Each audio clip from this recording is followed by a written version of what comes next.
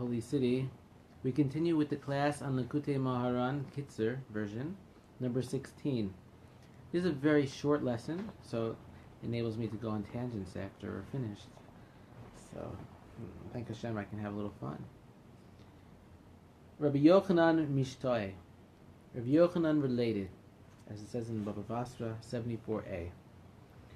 If Amir bitula shel Torah zohi kiuma. Kimi sherosa lasok b'Torah u'avodas Hashem tamid efshar sheyeh tamid davuk b'shem yizbarach u'b'sorasa b'li hefsek rach reach levatel lifamim. Sometimes interrupting one's Torah study is the way to fulfill the Torah. It says in Menachos, in the Talmud. For even a person who wishes to engage in Torah study and religious devotion all the time cannot cleave to Hashem and His Torah constantly and without interruption. Rather, he must sometimes desist from it. Ki lefamim tzarich l'seis lachutz la'asok b'divrei ha'olam kedei shelo yisgabru habilobulim shel ha'sitra achra v'yisbatel chas v'sholom v'chochmaso l'gamrei yalkein v'reach levatel lefamim. At times he needs to go outside to engage in worldly matters so that the distractions of the other side do not become overpowering, causing him to cease his involvement in wisdom altogether, God forbid. For this reason, it is necessary for a person to sometimes suspend the Torah study and devotions, but when Mashiach comes, it will no longer be necessary to interrupt this attachment. So, Rebbe Nachman is teaching us here that a person cannot be attached at all times to Hashem. As much as this is the goal, is to be attached at all times to Kadosh Baruch Hu. Practically speaking, a Torah scholar needs to rest his mind in order to go and to then be able to advance and not to burn out. This lesson is really talking to me because my kids are mentioning to me lately. They say you don't go anywhere, you just learn all day. We miss the cool dad. And the cool dad, I don't know where he is anymore either. And I see he needs to sometimes, even though it's very easy for me to it's actually pretty easy for me to learn almost all day. I see that the mind itself, it needs a recharge, just so that way it can function at full capacity. So Rebbe Nachman is saying, is teaching this lesson that you have to sometimes take a break. So therefore, it also gives like the sitrach of the other side something to cling to. When we eat food, Chazal teach us that we should leave a tiny, tiny drop, I think it's a Baal Shem, a tiny drop of the food aside. So that way the sitrach of the other side can have a little sustenance, and therefore it leaves us alone. Now you would think, well, what are you doing? You're feeding the other side. This doesn't make any sense. We're not supposed to be scared of the Satan. But no, what happens is you're giving, it's like you have a dog always barking. Say your neighbor's dog is barking all the time in your ear. If from a little bone, okay, it keeps him quiet for 10 hours. It's not because you're scared of him, you just want him to shut up. Forgive me for the Lashon, for the language. So that's what we're doing here. We want the other side to just leave us alone. And so that's the same. That's what Rebbe Nachman was saying. The person's constantly attached to Hashem, because that's the point. We're here to be attached to God. That's what we're supposed to be. We're supposed to be connected. Okay, and if we're not learning Torah, that means we should get to a level where we start to understand Yichudim, and we understand how to make Yud-Kei Vav-Kei something that we imagine in our minds as we're walking by the way, or other Yichudim. Like we're supposed to be attached. We were created to be attached. The mitzvahs attach us. But when we're not doing a mitzvah, we need to still find that attachment. And Yichudim, a concentration of shemos and names, even though it's not for most of us, we have to reach that level. But it's even higher than the connection through Torah study. It is Torah study, but even at a higher level. So, but at the same time, Rebbe Nachman is saying there must be you must give the doggy a bone, the Satan. You got to give him a bone to eat. So take a little break and recharge in some ways. Now, speaking of this, I'd like to explain that I think Rebbe Nachman says somewhere else that this like we view sleep as a way of a recharge. We'll take 6-8 hours of sleep. Now, the sages, for them, levels of sleep was going from, say, something like the Zohar or Kabbalah, and learning, say, the Talmud, or going from the Talmud and say, okay, and learning some Chumash, some Medrash. So for this, for just lowering the level of intensity of the study is itself is like a sleep, a nap. The sages, it's actually said in the Gemara. I wish I remember which place it is, but it says in the Gemara that through wisdom, a person can be attached to Hashem and forgo all sleep and physical needs. They don't. There's a level of attachment where the soul is so high that the body doesn't even, the body gets nourished from the soul, and a person doesn't need to eat, sleep, or drink. There's a level of attachment of that caliber. Obviously, I mean, that's way up there. But we know that this is very true, that wisdom itself is something that sustains a person. So a person who is attached to Torah, he doesn't need a lot of sleep. This is why the sages, many of them, would sleep, something like 2 hours, maybe the maximum 4 hours a night. And because the Torah would sustain them, it would give them that strength. I'll prove this to you in another way.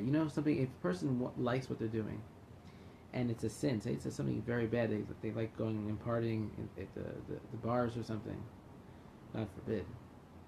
So they're sitting there and they have work at 8 in the morning.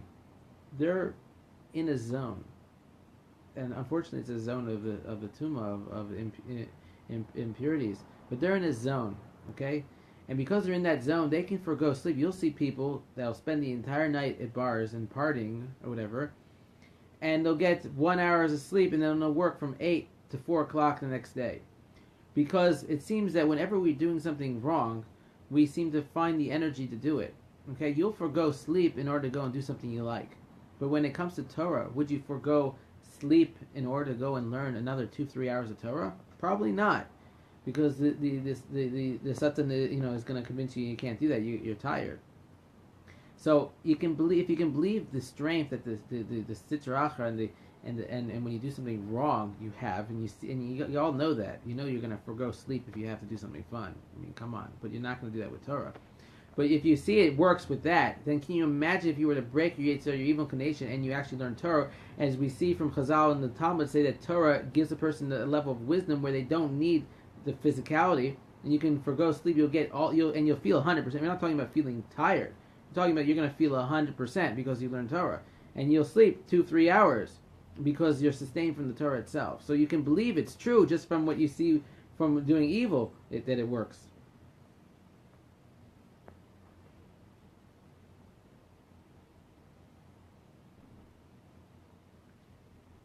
When the tzaddik is involved with wisdom, tzaddik she'oisek b'chachma elyona, oz mi'irois eina kashemes v'zehu b'chinas v'einenu mi'irois kashemes v'kayoreach. So when the tzaddik is involved in the supernal wisdom, his eyes shine like the sun.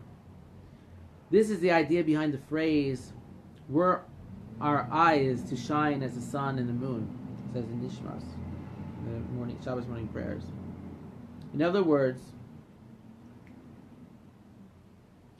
Hashem kishenachnu duvki b'chachma ufa'omim v'iros kayareach Hashem salkin es atzmeinu milashotei b'chachma ki yareach ein meir kiim kishenis talek Hashemesh v'osi lavo al-yidei Tenrei Meshichin v'go'alu mikol ha'umoyis shenichlolin ve'esav v'yishmaya shehem terein v'anonin dimikasriyon al hayoyin, says in the Zohar.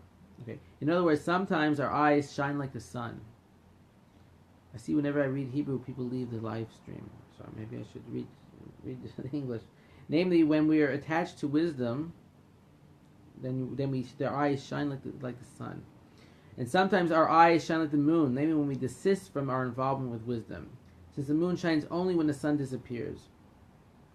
In the future, the two Mashiachs will redeem the Jewish people from the yoke of all the nations, which are subsumed under the nations of Esav and Ishmael, who are the two clouds that cover up the eyes, as it says in the Zohar. Yaz lo yitz torech levatel mideveku so vizkayim, says in Yeshaya. Or halavonna or chama b'mheira v'mein amen. The tzaddik will not need to interrupt his cleaving to supernal wisdom, and the verse will be fulfilled. The light of the moon shall be like the light of the sun. It says in Isaiah, may come speedily in our days, amen. That ends the lesson for Rebbe Nachman. So basically what Rebbe Nachman is saying, that this idea where you need to desist and lower yourself in order to make sure you can sustain yourself at a level of connection is not going to happen when Mashiach comes. It's just something now. And he made the comparison between the moon and the sun. The eyes of the tzaddik in that attachment is like the sun. We're able to see and have clear vision, understanding of Torah.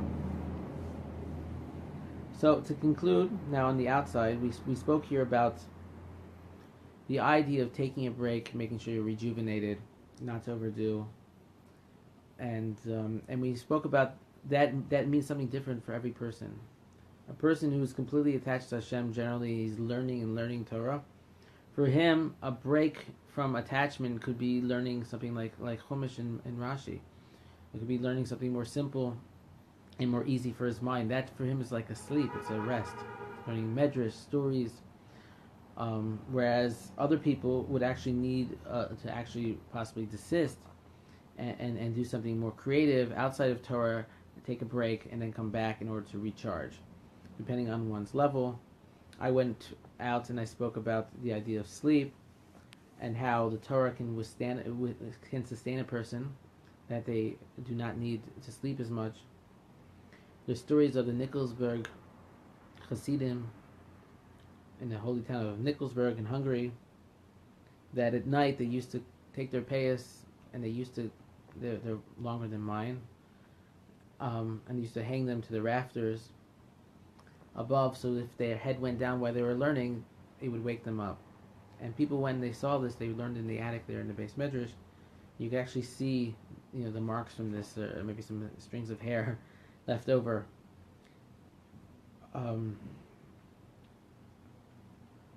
In Nikolsburg, the Rebbe Shmuck of Nikolsburg, one time he was studying with his brother, was learning with his brother, and they're learning through the night, and it was 3-4 in the morning, and his brother got tired, but he was still going on, and eventually he just got so tired he walked to his bed and he plopped down to sleep.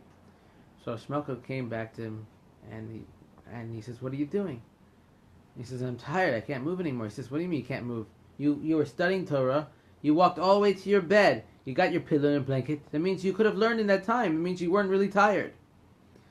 So we know that Rosh Malka Nikolsburg, this is why I'm very connected to the Nikolsburg movement, because it's a very pure movement of the idea of studying Torah, and the idea of learning at Chatzos and learning at night, and it has some similarities to Breslov a little bit. But they're great learners, great love and desire to study every moment, Masmidim, and Torah. So, there was a story of Eliyahu Navi.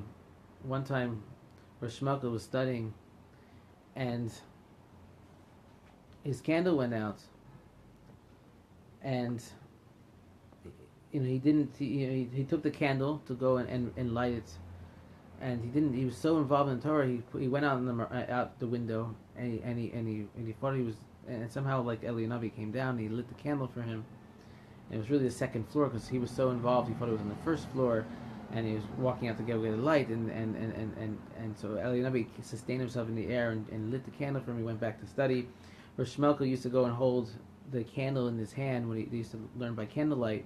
Back then they didn't have electricity, so the Rebbe would hold the candle in his hand, so that if the candle would get to the bottom and to go out, he'd feel the heat, and it would wake him up. And so The holy tzaddikim, they didn't need sleep. They weren't so attached to their physicality and materialism to crave sleep and to always taking breaks like we did, but like we do. But we see from the Rebbe Nachman that it's important to find a break at your level, depending on your level, so you therefore you are able to rejuvenate yourself. Simcha Bunim Cohen, who was my Rav in Lakewood, he is the son-in-law of Rabbi Victor Miller. So he said his father, when they grew up, you think they took vacations? He said, my father never took a vacation. We didn't go out. What's the purpose of vacation? Most people take vacations. He says they need a vacation from the vacation afterwards. There's a lot of work to take vacations. So what are you taking a break from? So he grew up, you do what you're supposed to do. You live a simple life. I mean, different people grow up in different atmospheres. But when Rebbe Nachman is saying to take a break from Torah study to rejuvenate, it's not in the level that in our generation that we're understanding that as okay, go out and play 2 hours of pool or to no. I mean, you're talking about you're doing the only what's necessary, to keep yourself going, and you do need a break, and you do need to take care of your body. It's important to do sports. But sport can be in a way where you exercise and you're listening to a Torah shiur. It doesn't have to be in an extreme where you're joining the football league.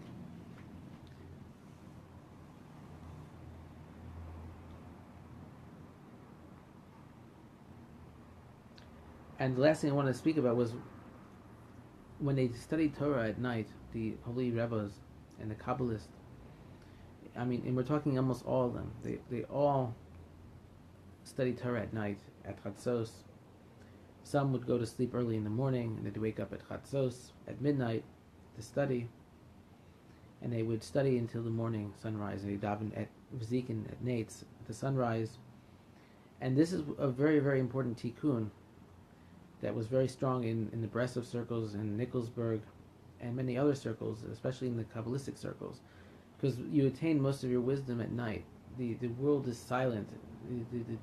There's a calmness of mind.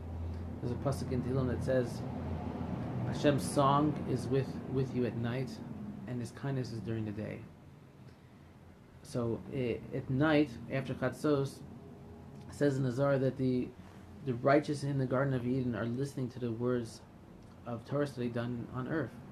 They're actually listening, and Hashem is also listening. Hashem comes into the Garden of Eden, and He listens. With the tzaddik and with the sages, it says, to those learning Torah below.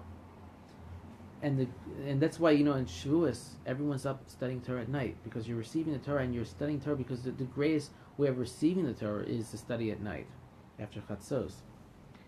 And Shavuos, about the tikkun where you stay up all night and you daven, and generally you daven at sunrise. Now, this idea of the Shavuos is something, and that tikkun of learning at night and rising at sunrise and being up at sunrise and making that completeness of study is something that all the Kabbalists did every night. It wasn't just on Shavuos. All the Rebbes, they're doing it. Because the Torah, any Torah that you learn at night, an hour of study after Chatzos is worth 10, 20 times what you study during the day. You're going to understand more, and you're going to comprehend more, and there's just a greater light to that study. And Rebbe Nachman says in another place that your Torah study is more lishma, more for the sake of Torah itself, and more pure when you study at night. Now, some of the reasons for that is that people aren't staring at you, people aren't watching you. It's not for attention. It's more pure. And the Shekhinah is known to suffer at night, and therefore you're clinging yourself, you're attaching to the divine presence by the study at night. Now, on the negative side of that, most people at night, they become, it's like it's like something turns off in their brain, and they become unproductive, and they wasting time, and some people are going off to parties, and it just becomes a huge waste. So this is not the purpose of these teachings, okay? If you're going to do that, that's not what you're supposed to be doing. Go to sleep. The main thing of this tikkun, of this idea of study at night, you see most great sages, they're waking up early in the morning. If they're not doing this, You're waking up 4 or 5 in the morning, and it's also good. Rebbe Nachman says it's okay if you don't wake up at night. At Chatzos, if you wake up 4, 5, 6 o'clock, you're going to find that people that are, I say, positive energy type people that are even wealthy, they're not waking up. I mean, they're waking up at 4, 5, 6 in the morning to start their day. They're not sleeping 10 hours a day. They don't have time to waste their day away. So the main thing really is the idea of getting up early, and the idea of the night study was also the idea of being up early and catching the sunrise. And the Baal Shem Tov said that the difference of praying Nates V'Zikin in the morning at sunrise is a difference between, like as we know it from east, the distance between like east and west. That's how great it is. A person who says that davens at sunrise, no harm can befall them that day. They're protected. There's a special protection over them. There's a great light, and they're attaching to the Shekhinah of Divine Presence in ways that are unbelievable. For more about this, I'll be publishing some books this year.